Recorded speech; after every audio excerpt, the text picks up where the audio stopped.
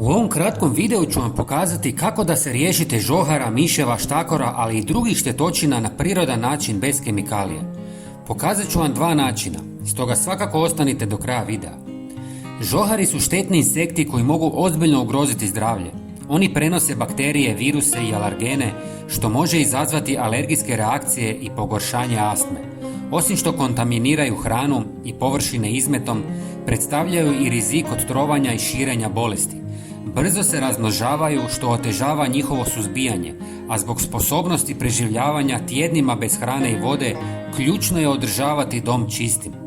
Eliminacija žohara je nužna za očuvanje higijene i sigurnosti.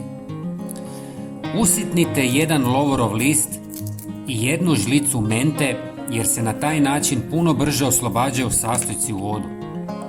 Lovor i menta su prirodni repelenti koji učinkovito odbijaju žohare zbog svojih snažnih mirisa. Lovor sadrži eterična ulja koja imaju jak miris koji žohari ne podnose, dok menta s visokim sadržajem mentola stvara nepodnošljivo okruženje za ove insekte. Ovi mirisi ometaju njihove senzorne organe, smanjujući njihovu sposobnost da prepoznaju hranu i okolinu. Istresite u 150 ml vruće vode. Dodajte pola žlice cimeta koji je izuzetno učinkovit protiv žohara zbog svog jakog mirisa koji im smeta.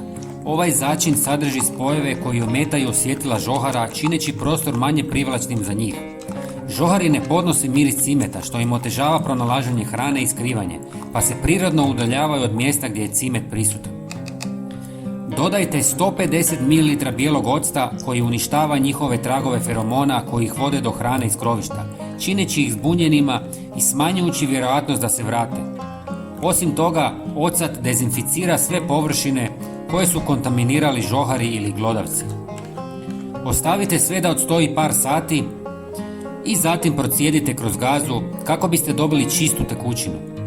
Napunite sprej i špricajte gdje god vidite žohare.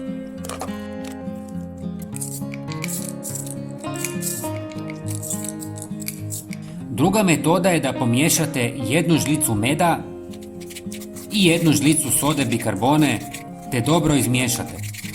Med privlači žohare, a kada progutaju smjesu, soda bikarbona reagira u njihovom probavnom sustavu, stvarajući plinove koji ih ubijaju. Prijatelji, podijelite ovaj video sa što više ljudi kako bismo i njima pomogli. Hvala vam. Pozdrav!